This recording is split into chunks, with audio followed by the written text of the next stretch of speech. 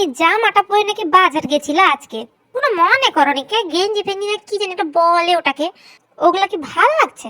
বুঝি বুঝি আজকালের মেয়ে মানুষ, পাড়ার লোকগুলো বলছিল আর তোমার ঝিকে নাকি কিছু শিখাওনি। আমি শুধু তোমার ভালো চাইতেই বলতে আসছি। ও পরেছিল ওটা ঘরে, তো তাই হঠাৎ করে চলেইছে। ও না সে ঠিক আছে, আজকে আসি।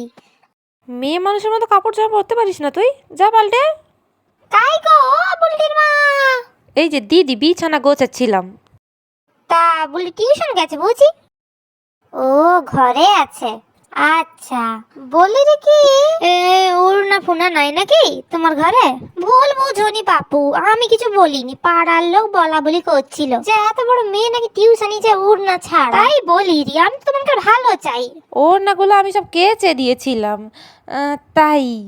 আরে বাপু ঠিক আছে ঠিক আছে, আজকে আসি বুঝলো। হুম হুম হুম।